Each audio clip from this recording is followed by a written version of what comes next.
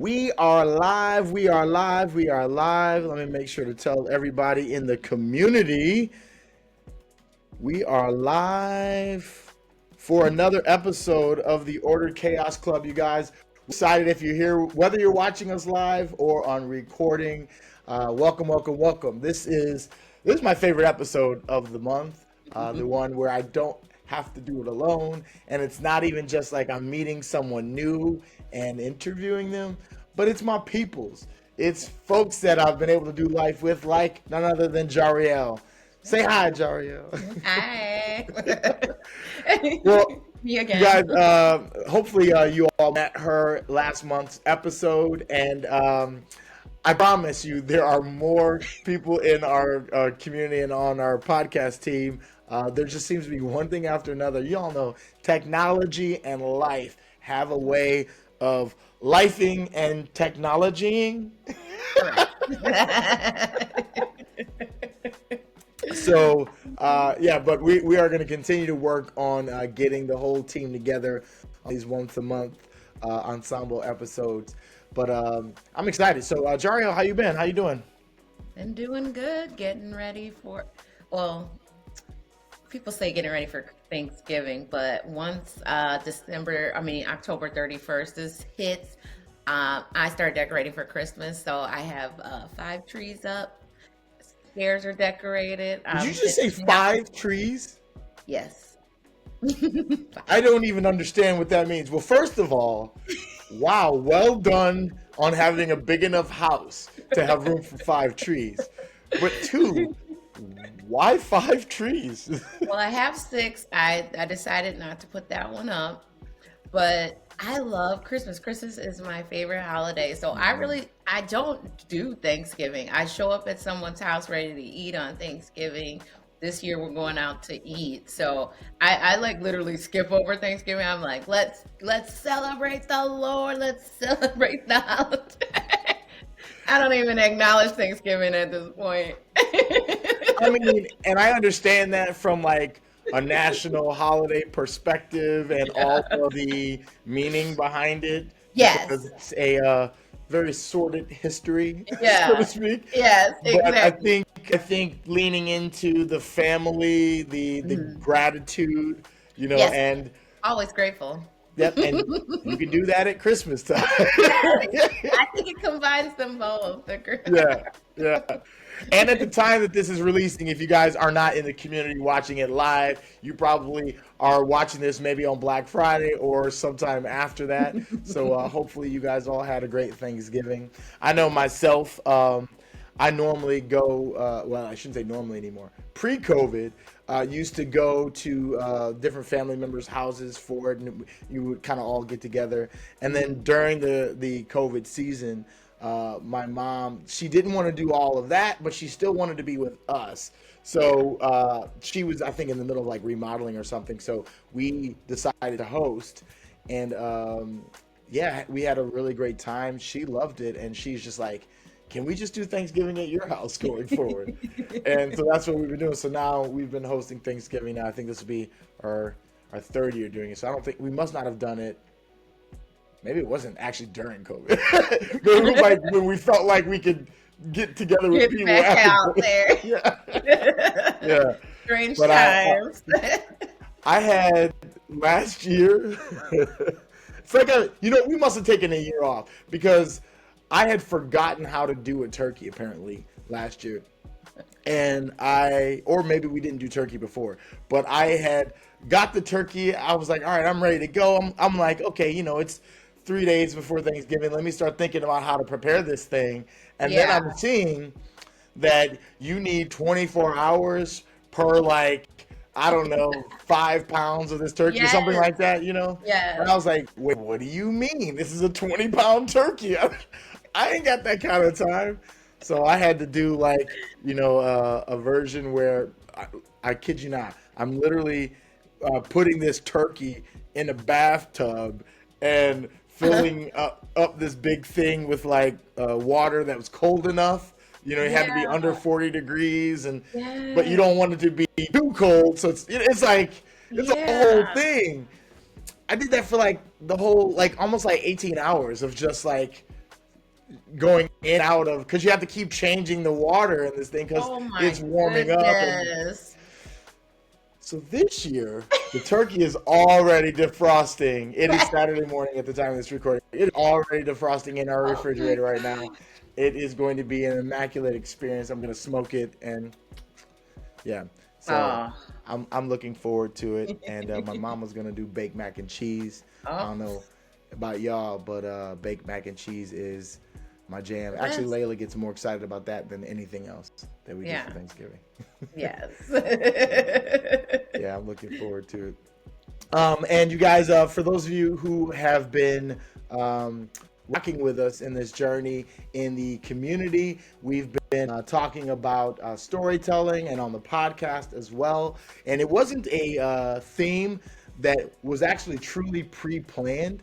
There was an amazing conversation that I had with one of my guests. I don't remember which episode it was, but she is someone who leads another community for Christian creatives, and she started talking about her passion for storytelling. And I was like, man, I'd love to have a whole series or whole theme dedicated to that. So that is what kind of prompted these conversations. But I've really been enjoying it, and talking about, like, I'm just going to give you a quick review of the episodes, but talking about, the ways that our story can impact others, talking about the ways that the Lord has, used us, not only to help others, but to really develop a deep understanding of what story is. Because, like, as I look at the story that he's writing in my life, I'm like, wow, like, plot twists after plot twists.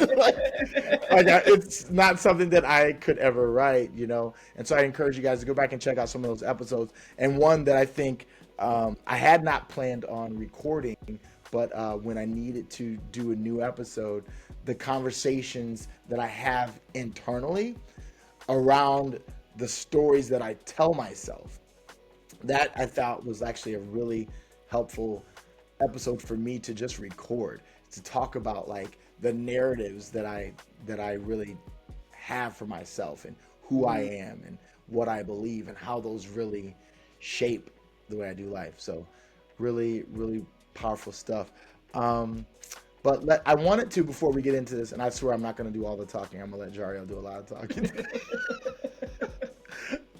One of the things I can't stand is when I watch other people's podcasts, and I hope I never fall into this, is, well, there'll be interview-based podcasts, and then they don't let the person they're interviewing talk. Like, they'll ask a question, and then, like, right when that person starts to answer the question, they literally, like, steal it back, and then they start answering the question. Like, okay.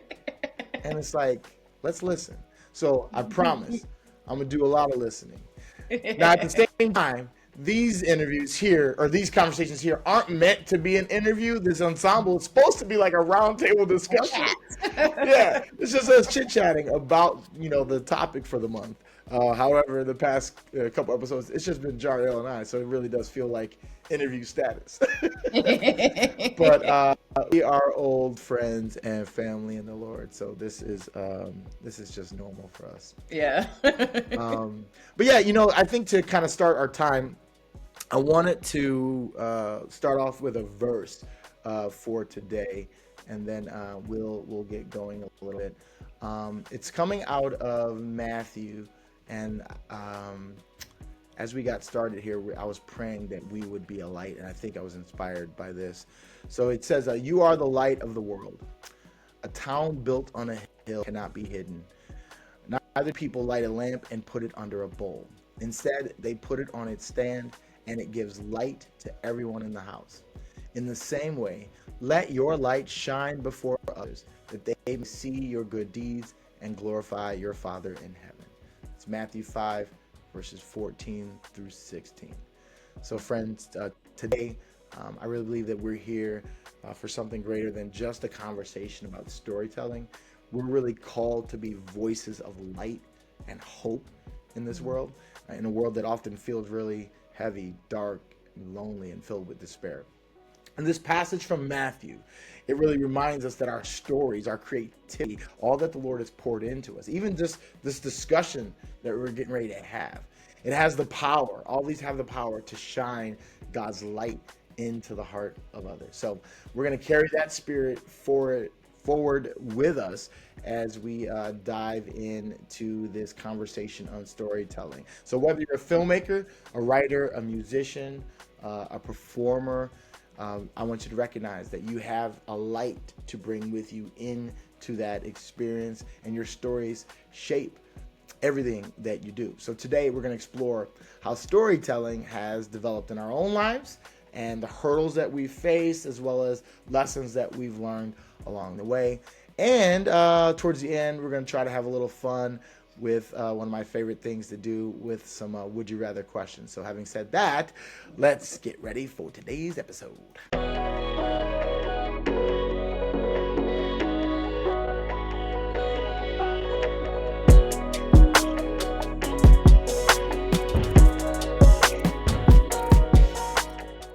All right, now you guys, today is going to be a great conversation where we're going to really dive into those different topics around storytelling, and just have a discussion around our journeys and what storytelling has been to us.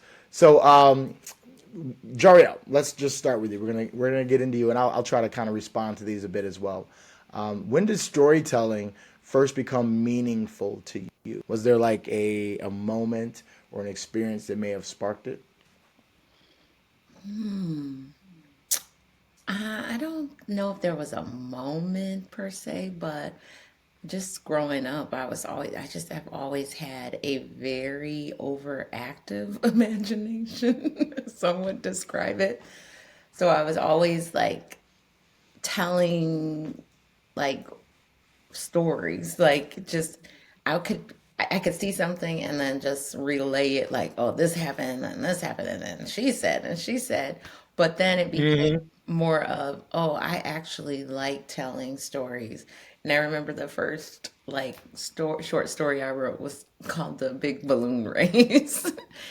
And I just loved like just make creating like a whole story out and then like from my imagination. It was like nothing no one else had, nothing that was already out there because it came from me. And so I just think ever since then I was just like, I just think that's really cool. Like God made us in a way where we have like our brains are wired in different ways, and so we think of different things. He gives each and every one of us a different story, and so in that we can create different things, so it just becomes this big beautiful world of like when we go to the movies, that's someone's vision that, Yeah. whether they're a Christian or not, they don't know, the Lord gave them that, and it's just awesome to see.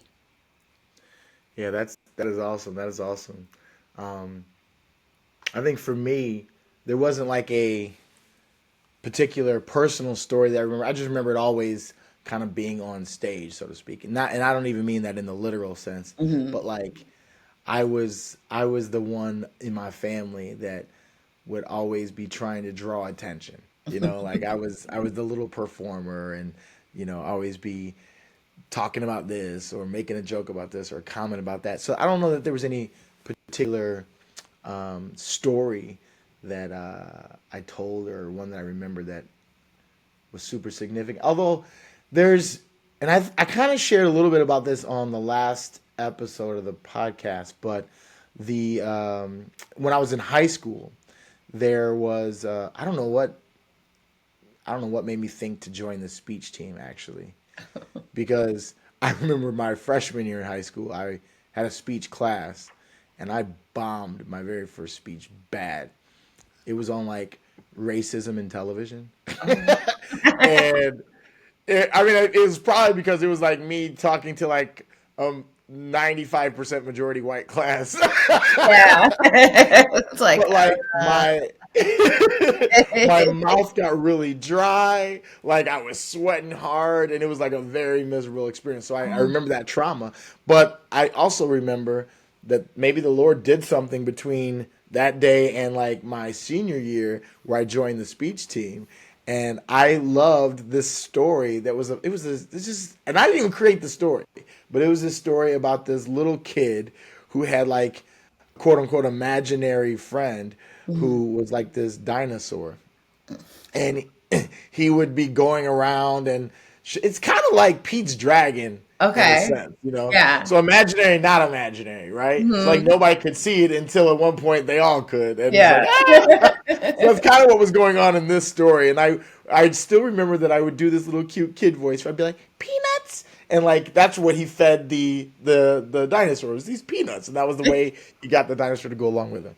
That was, I think, the most um, sticky memory I have around a specific story that I won't say that it's driven me, but Yeah. it's one that I go back to of remembering the joy of kind of the holding that stage and seeing people there. Here's what it was: seeing people engaging with the story I'm telling, and Okay. like watching the joy. Ah, you know, that's what it's always been for me. Yeah. Storytelling. And actually, now that I think about it, the stuff that I do in general, the creative work that I do in general, I want to see it trigger something, spark something in somebody. Mhm. The reason why I enjoyed teaching for the decade plus that I did it was because I wanted to see that moment in the kid when they got the concept, when they went from I didn't understand to I do understand. We had, now I'm definitely talking way too much. Good lord. But we we had family night last night, Uh-huh. and I just wanted to make donuts because it wasn't sparked by anything wanting to do something super family. But I was like, I'm a fatty and I need sweets, so I was like, let's make something. And I made homemade donuts, and Mateo was in there helping everything. And then it became a family experience, and it was awesome. That's cool. And when I finished the donuts, Larissa went and brought the ones that we'd made to Mateo to have him eat it. And I was like, wait a minute, I wanted to see him eat it because I wanted to see like the joy that he would experience as he was eating the donut that we made, Yeah. like chocolate Yeah. frosted cream and everything. So yeah, Exactly. for me, all of the stuff that I do, I think it's motivated by not just the moment that I have in creating, but the moment that people have in experiencing what it is. So yeah, that's for Cool. me. I promise I'm gonna try to talk less. Maybe Okay. not. I don't know. I'm gonna just be me, and it's gonna be what it's Yeah, gonna be. just for you. Yeah, you know, I'll just regret the conversation later. That's all. Okay.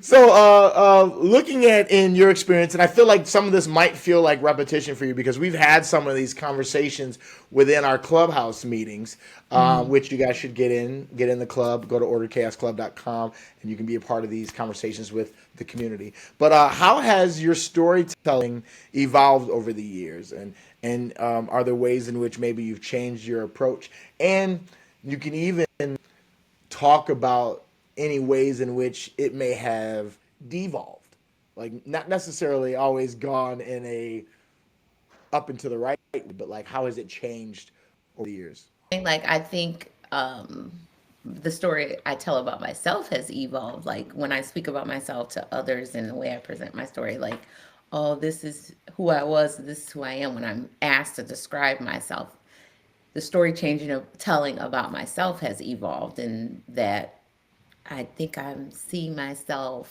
more the way God sees me as opposed to how I, Mm, you know, used to be like, oh, I'm not this, I'm not that. I'm like, you know what?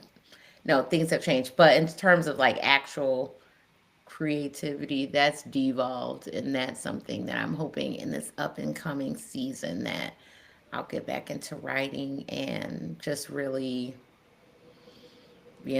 doing what I love to do. yeah, yeah. I love the actually. I feel like there's so many parallels with what you just said and me. As I've really gone deeper with the Lord, as well as have tried to um, do more like creatively. I have run into so many places where I recognize that I am my own barrier, Mhm. and it's usually in those stories that I tell of myself, and that's one of the reasons why the episode I did, a couple weeks ago, was so important for me. I'm not sure if you can tell, but during this live recording, we had some technical difficulties, and I've done a great job of editing most of them out.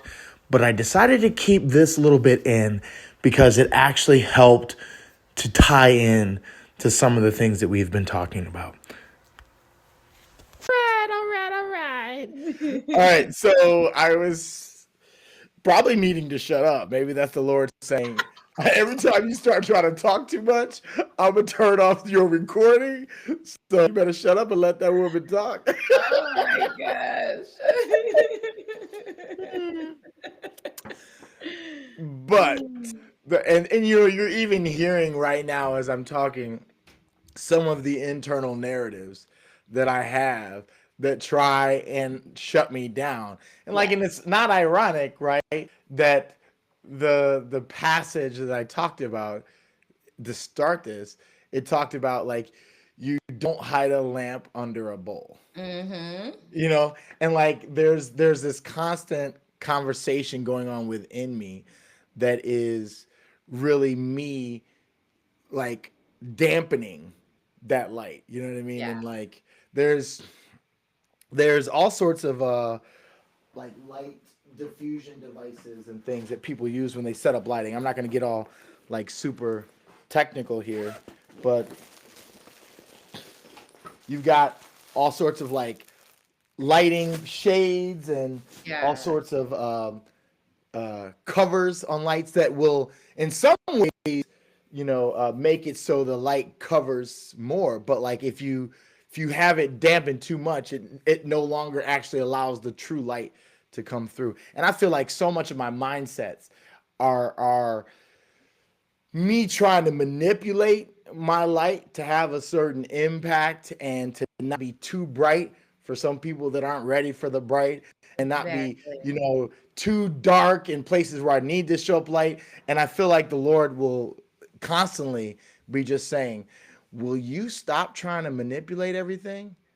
Will you just Exactly. like you're the light. You are not the controller of the light. Just go shine. Exactly. And I know Yeah. sometimes when you do that, or when you ignore that voice in your head and you tell somebody something, whether it's dark or light, and they'll say, like, oh man, that's exactly what I need to hear. And it's like in those moments, you're like, oh, that is it. That's why, because that was for that person. Yeah. So Yeah. every time you shut it down, it's like you could potentially be like holding something out that someone else needed, Mm.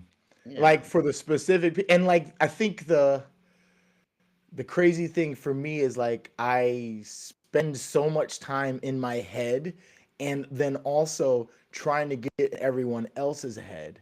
Hmm. And it's for the sake of trying to see how I can best meet their needs. So it's coming from a good place, Yeah. but it then assumes that I have the knowledge to know exactly what they need. And there's so much like arrogance in Yeah. it. And Yeah. like, yeah, bro, like you can like you're trying to help, but like Mhm. you are so arrogant to think that you truly know all the needs for I was literally oh gosh, this is embarrassing. I was literally in. We're just talking now, so welcome Yeah. to the podcast, y'all. I was literally in Mateo's IEP meeting yesterday with Larissa. This was me, Larissa, and for those of you guys who don't know yet, my son Mateo, 11 years old, he's on the spectrum, and IEP meetings are where you get together on an annual basis with the teachers and other people that are part of the support team or whatever, the care team, and we talk about their progress and all that sort of stuff, and make plans for more services and that sort of thing. So I don't know how or why it can. Oh no, we were talking about trying to have Teo get better at communicating because speech is a big thing for him, and they've been struggling to lock down a speech language pathologist recently. Yeah. Just it's just been increasingly hard in our area. So, anyways, we talked about like trying to take some of the strategies that they have there and use them at home, and then I confessed that one of my my challenges as a parent of a special needs kids is that I think I spend so much time simply trying to meet his needs and Mm-hmm. not actually trying to help him develop his ability to communicate his needs. Yes. Because I'm like, it's so crazy that I'll be like spending so much time trying to prevent him from ever even having to ask for the Exactly. things that he needs. Exactly. And it's like, you're missing the big idea here is like the Mm-hmm. whole point is trying to help him find and develop his voice. Ah, Man, yeah. that hit right there. Yeah. That I, oh man, I that's what I think the Lord is calling me to really grow in general Yeah. is to help people find and develop their voice. And Mm, I can't do that when I'm simply just out here trying to read minds and, you know, meet needs. exactly. Exactly. And I Yeah. think that's like what's so cool about creatives when they just it comes from inside and they put their craft out into the world, whether it be dance, uh, writing, Hmm. acting, whatever it is. It's like that communicates something to someone, and it's Yeah. like then that can help someone find their voice also because it's like, oh, that spoke to me in this way, or that person did this amazing thing and I was inspired by it. And it's just Yeah. like, yeah, you just have to get out of your own head and say, oh, I'm going to create this thing for this people because I know that they want to, I think they want this, I think they want that, instead of just saying, Yes. this is, I feel this thing burning inside of me and I'm going to put it Hmm. out, whatever that may be. Yeah. Yeah. And look, confession time, I'm feeling like that's probably the season I'm in with the Order Chaos Club. Mhm. Mhm. Is that there's not enough of me listening, Yeah. not enough of me really trying to help people communicate, help people, and yet it's me feeling like I think I know what everybody needs. And here's the answers. Here's some answers. Here's let me point you, even if I'm not the answer, let me point you to some more but it's like listen, listening is the thing. Listening is the key. And I can't do that while I'm talking. And I can't do that when I'm thinking and Yeah. plotting out how I'm gonna meet that need. You know, like in that IEP meeting, the reason why I even like it was so crazy because I talked about that issue that I have, and one of the members of the team, this is so funny, and this is why it like gets reinforced for me. One of the members of the team on the front end of the conversation was like, "Oh, I gotta go at 2:15 for like 10 minutes to do XYZ. So I apologize in advance. Don't think I'm just leaving." And the other one's like, "And I gotta leave at 2:30 to go get my kid." It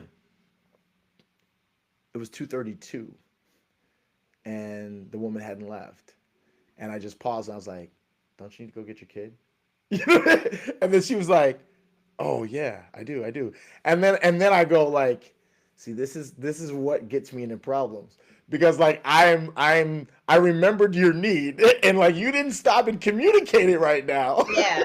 But I Exactly. and my heart was to like help her do the thing that I know she needed to do. So Yeah. like there's this place where I don't know, it gets out of balance for me where I'm like I spend so much time trying to think about how to serve people that I don't let them go through their own process of communicating their needs to be served.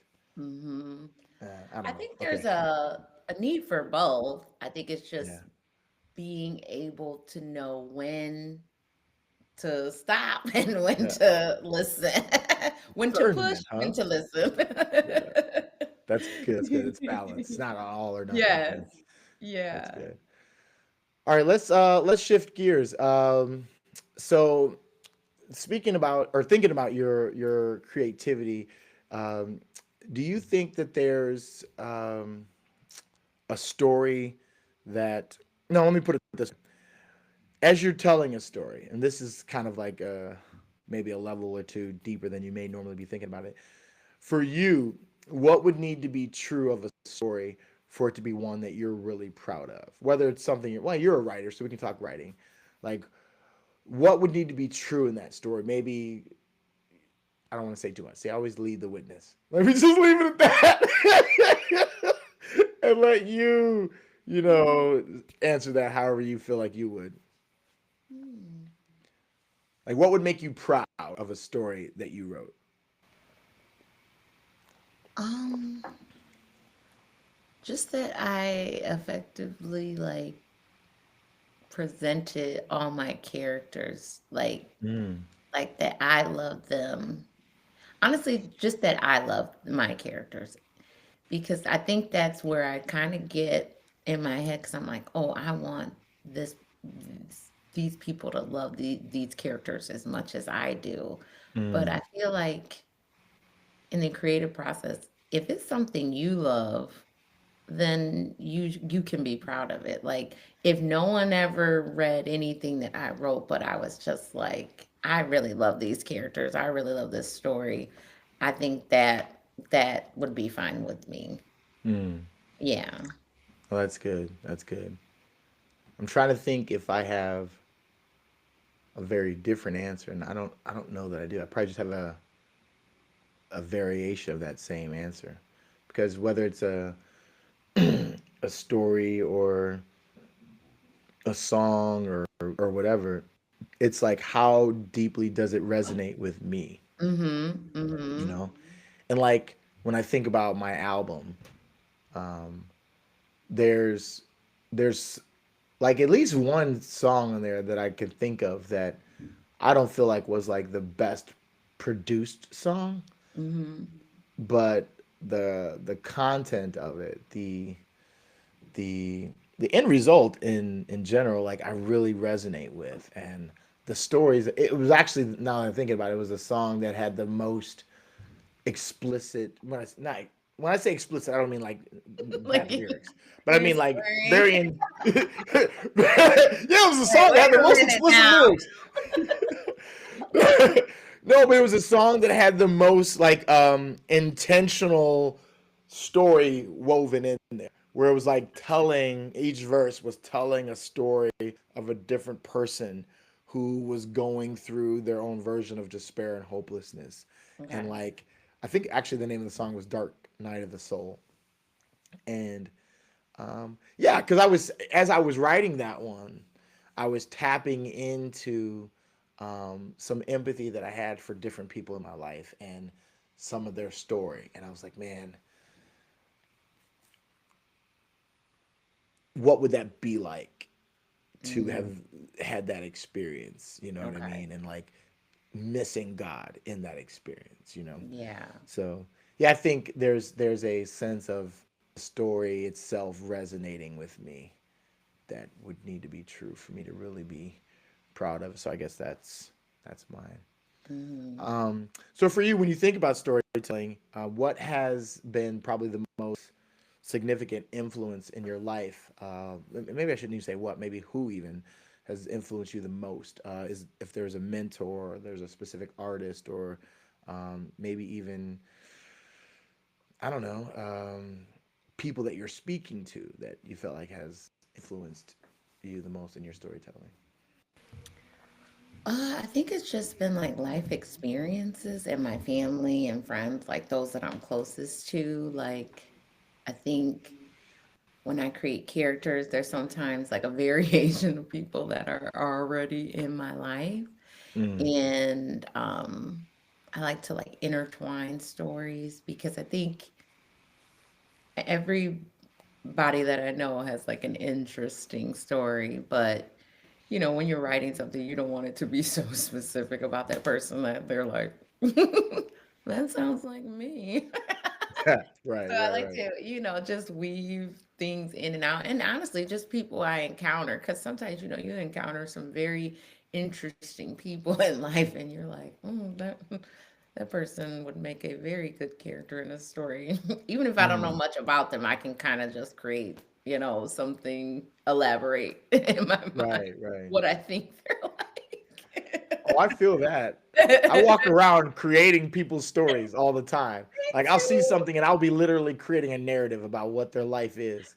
Yes. Me and my cousin used to like go out to eat once a week, and we had like we went to the same place every week, and we had all these people. We gave them life stories, but we never talked to them. But they'd be like, "Oh, there goes Jake. I wonder how his kids are." Yeah, It's like- so that's so yeah, I funny. love doing that.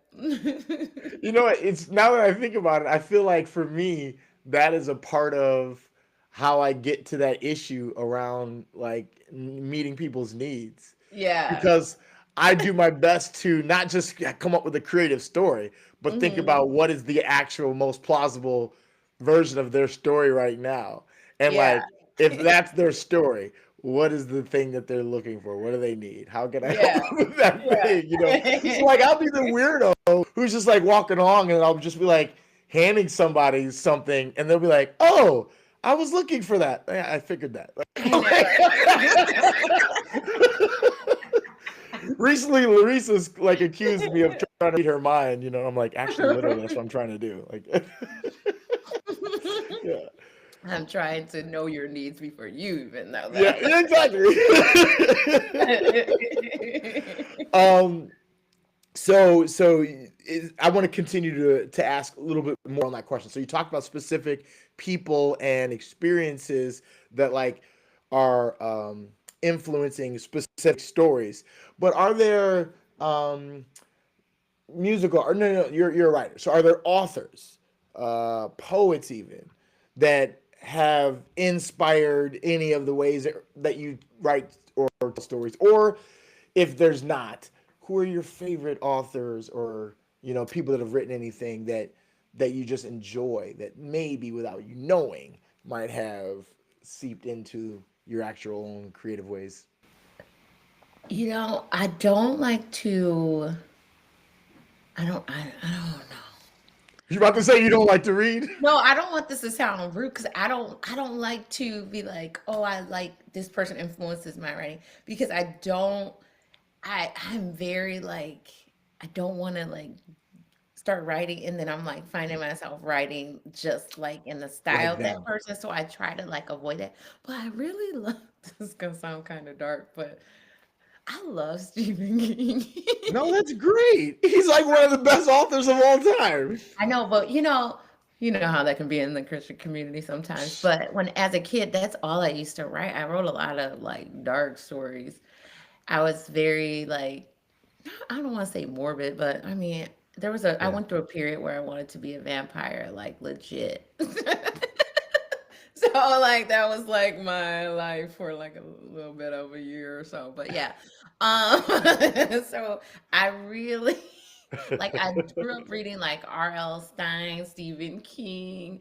I love C.S. Lewis though. Like I Yeah. could read C.S. Lewis anything he writes. I love it. Love, love, love. So yeah. Awesome. Those Well, and I those think I think there's nothing wrong with that. And I was yeah. actually just talking with a friend who recommended somebody to be a guest on the podcast, Mhm. who's an author. I don't remember. He's he might be out east or somewhere like that, but he writes or has written at least. I don't know if you'd call it horror, but it's like more dark stories, but Mhm. they're faith inspired. You know what I mean? Okay. Yeah. Even that conversation got us talking about some that I know of that are some faith inspired kind of horror flicks that exist out there. So I think there's space for all of that. That as Christians, that we don't need to feel like, well, we can't dip into that. Yeah. Clearly, you Yeah. want it still to be honoring God and not like Exactly. uplifting darkness. But Yeah. like what, like how messed up could things be if there were no Christians in any ways in those spaces? I mean, those spaces are dark enough, but like Mhm. we need the light. And I mean, come on, we keep going back to being the light in the Don't put dark. it under So that bush. we need those. We need those. Yeah. So For me, it's not even so much authors. Like I've enjoyed, different books over my life, um, um, Tolkien, like, was a big one for me growing up. Some Lewis, C.S. Lewis stuff. But honestly, for me, it's poets. Mm. Like poetry, like real talk. Like if I was just like, as much as I rap, I only rap because poetry like speaks to me. And like some of my best stuff really was a poem that I tried to turn into a rap. You know what I mean? And yeah, poets like Maya Angelou and Langston Hughes. Man, actually, still, I'm looking at it right now. I have a. Why do I say so much stuff that I regret in this part? I stole this poetry book from my library when I was like 13. I And you stole it still from the have school and I it? still have it. There's no cover on it anymore. It was Langston Hughes, selected poems, and poems like Harlem, like what happens to raising the sun, like Yeah. so like poetry, I think, has always inspired my storytelling, and that's probably why Larissa gets so annoyed with me, because she's like, rather than just saying go outside and shovel the snow, I would say something like, I believe it's time that you exit the domicile and begin to remove the white fluffy flakes. You know what I mean? Like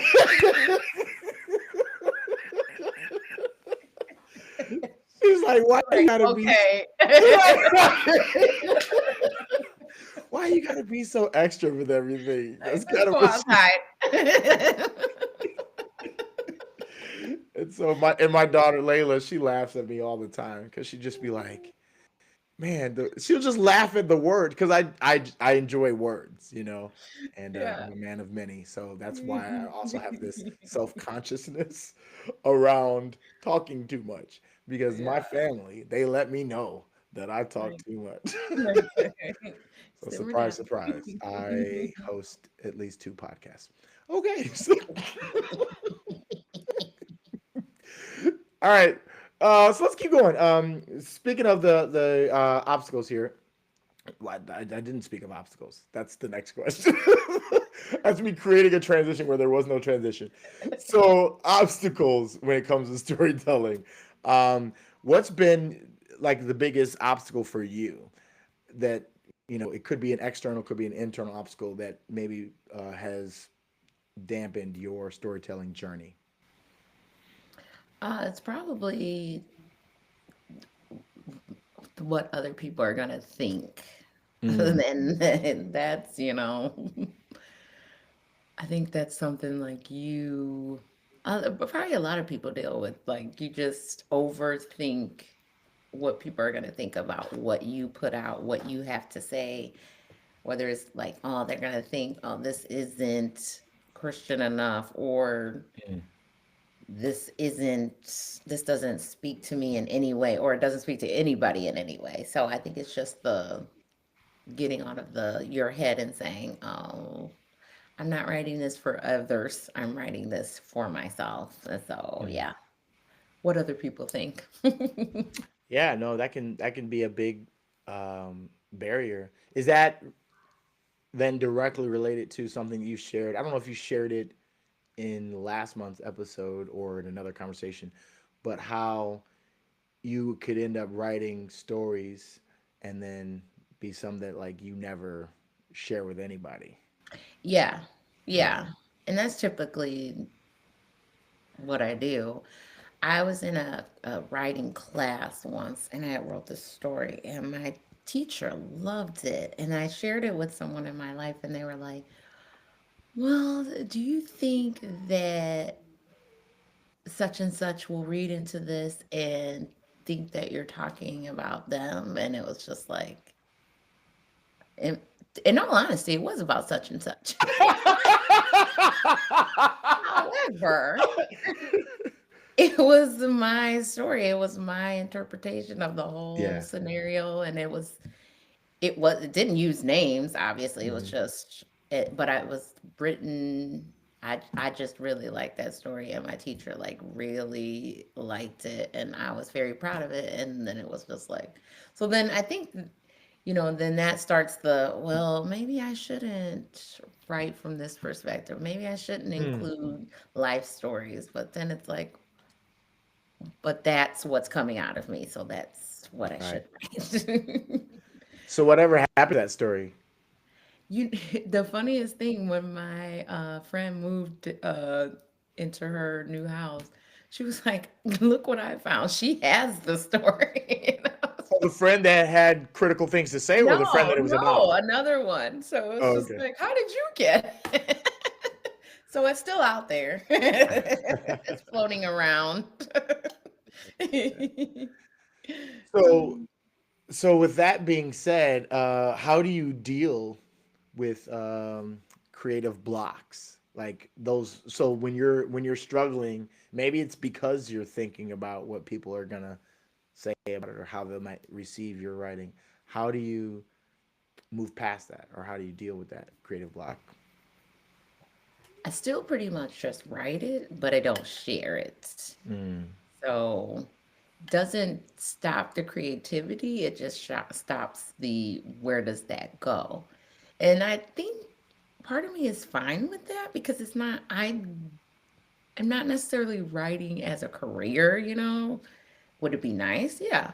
But that's not the point. I'm trying to more so write because that's something I love to do. That's something I mm. feel like a like a calling per se, but so I like to just get it out, but it does stop from me from sharing, definitely. Because yeah. Can I ask slash poke at something here? So Hmm. so you said that it feels a bit like a calling per se, right? Um, and you enjoy it. Mm. And the reason you don't share it, and you can correct me if I'm misinterpreting anything wrong, the reason you don't really share it is, um, for lack of a better word, the fear around the way that people will receive it. Am I Yeah, right so far? correct. Okay. So it doesn't feel ironic that this is also in this conversation that we started talking about being a lamp under a bowl. I'm so under the bowl. Yeah, yeah. In Like you're it. like, God has called me to be a light. I am being a light. I'm a light. I'm a light. And yet, bowl. I'm a muted like. Yeah, yeah, yeah, yeah. And you're like, I am shining bright. But y'all don't get to see this. And I think Exactly. it's a different version of like I was communicating, like so mine is just a different concern about how people are going to engage with my light, right? Like Hmm. is this going to be too much? Is this going to be not enough? And so yeah, we're very similar in Yeah. that. And I look forward to, as we go on this journey, continue to operate and move together in the community, that we're going to continue to just allow the light to be free Yeah. and to put less stock and concern in the opinions of the world as we are allowing the light to, because you don't know, like the stories that you've written. Think about the one that you shared, and you shared it with your teacher, and you said he really, or she, whoever, really enjoyed the story. Yeah. Like, I wonder to what level that he or she enjoyed it was because it tapped into something that they could connect with, that they could relate Yeah. to, and what that may be doing, speaking to, releasing in them. Yeah. And that's just one person who read it. You know what I mean? Imagine if you allowed it. I'm not saying everything has to have widespread, readership or should, but like if you allowed it to do maybe more than that, Yeah. I wonder how many more people it could connect with and people would be able to resonate it with resonate with it like you did. Like when you wrote it, you really enjoyed it, right? Yeah, And so, exactly. yeah, yeah. There we go. All right, I'm gonna stop trying to tell you how to live your life. All right.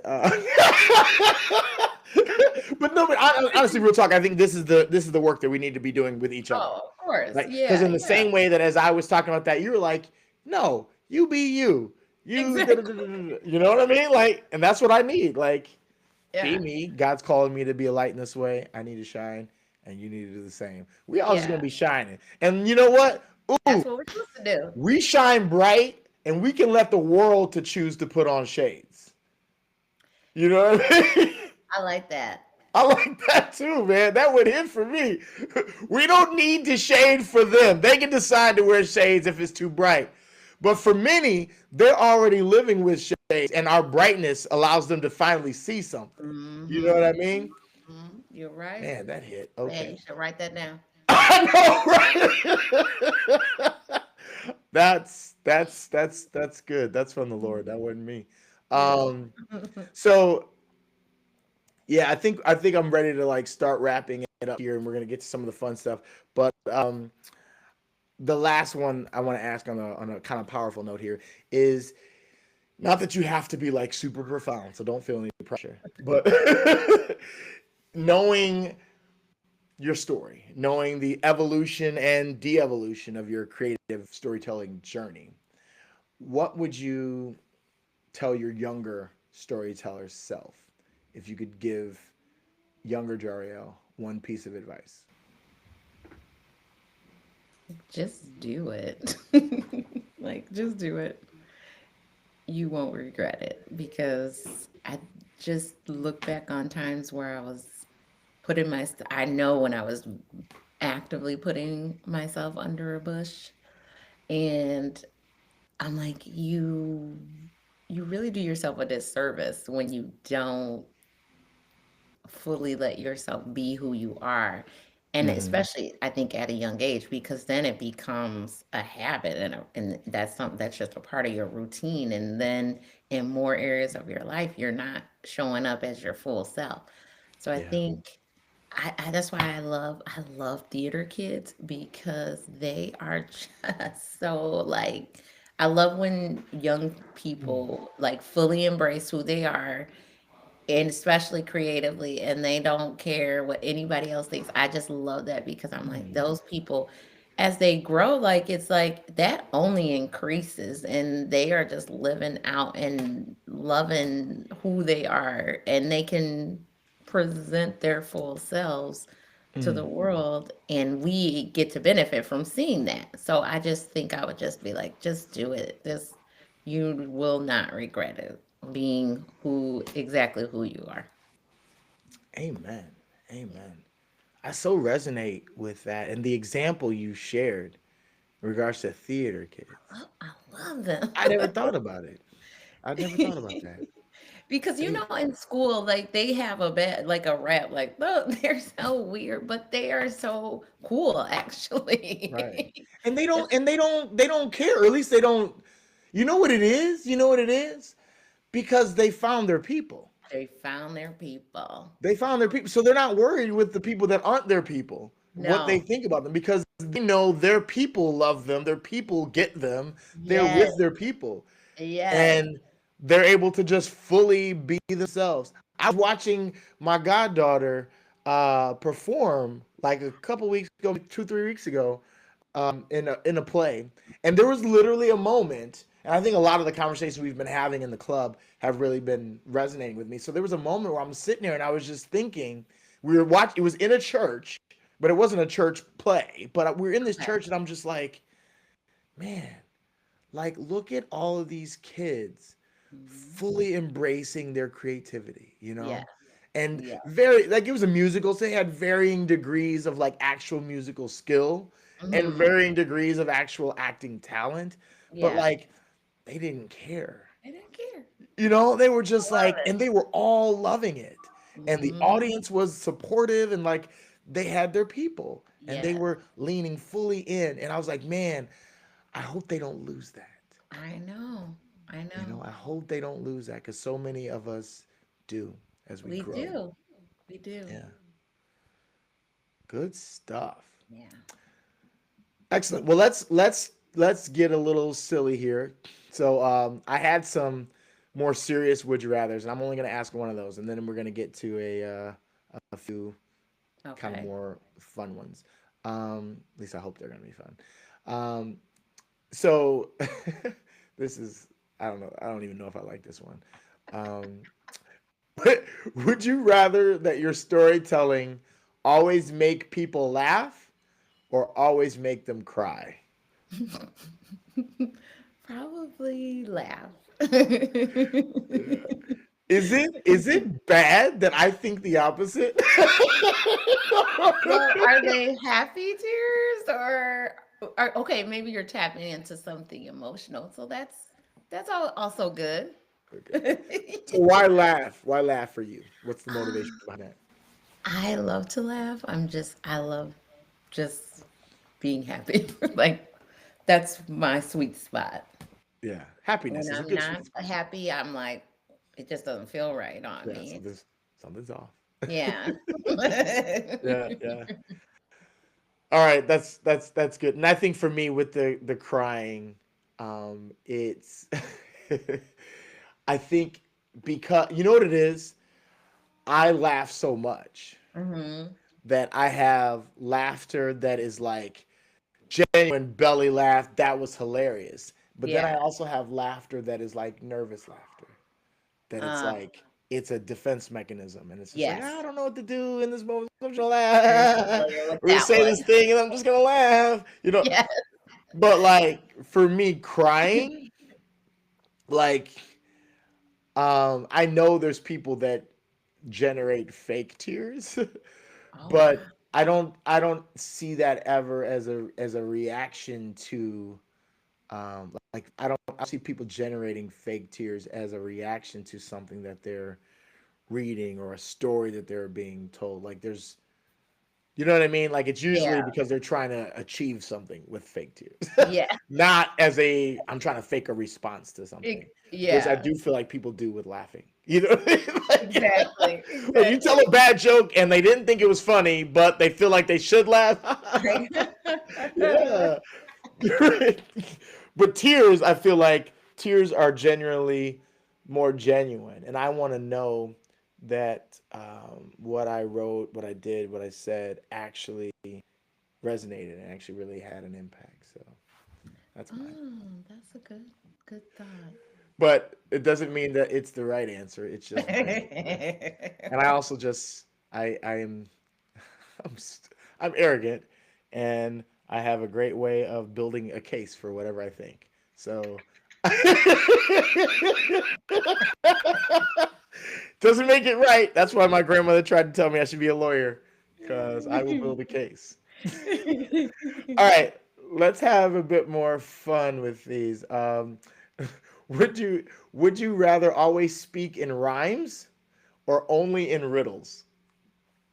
Ooh, riddles. Yeah. Because I think that would just be so funny. Like, why is this person leaving this conversation with this question and we don't know how to answer it? It would make me seem mysterious. Like, yeah, just talking in riddles. That is very true. That is very true. And I'm appreciating this because I'm literally the opposite.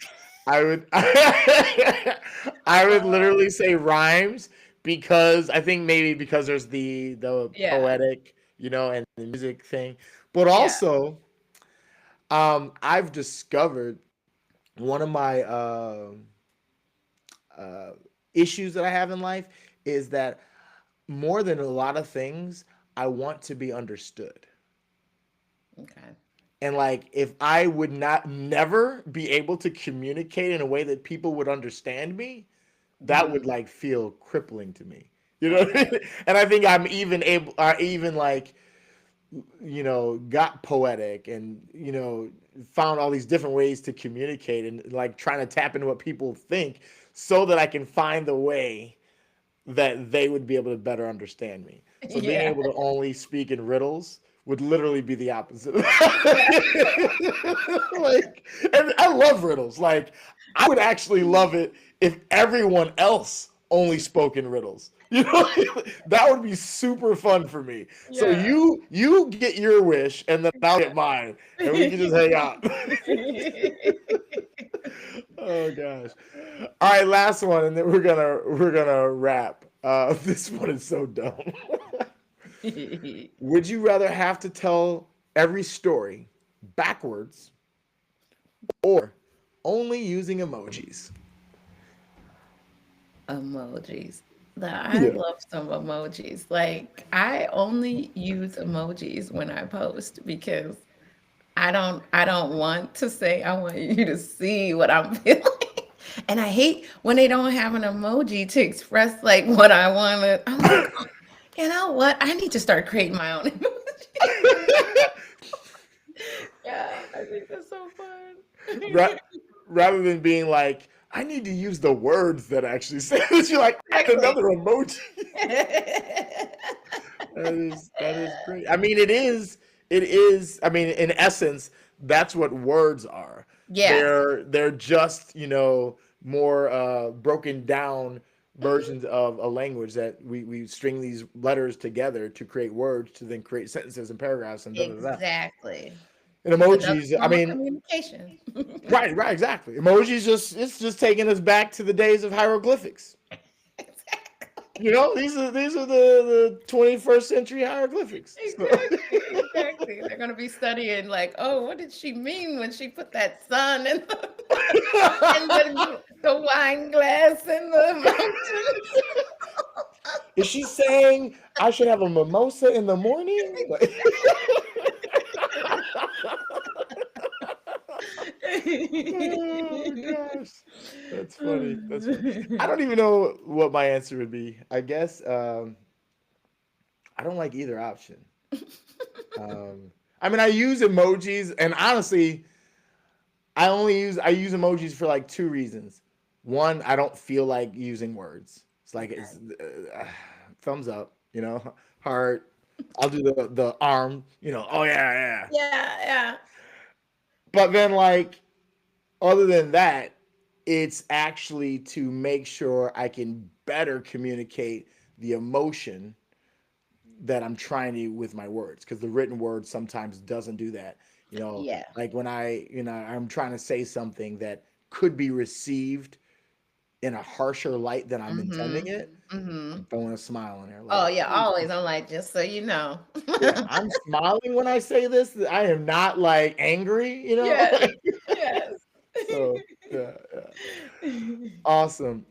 Well, this has been a fun, dynamic, sometimes frustrating experience. Those of you guys watching the recording will never know Never what know I'm talking what about has because we've gone edited on. out a lot of the chaos. This is the ordered chaos podcast. Yes. But you guys, we had a lot of fun here. I don't know, Jarael, do you have any parting thoughts or words before I kind of close this out here?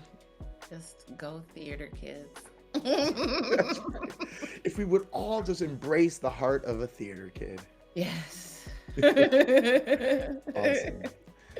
Well, you guys, thank you so much for coming along this journey with us here today. We are going to be soon wrapping up the end of season 1 here on the Order Chaos Club podcast. And I don't want you to miss out because as this season ends, we'll also be closing up the doors for entry in this founders cohort. Right now, if you want to get in the club, you still have the opportunity to get in at 30% discount. We've only got about 19 seats available right now before we close down this current cohort.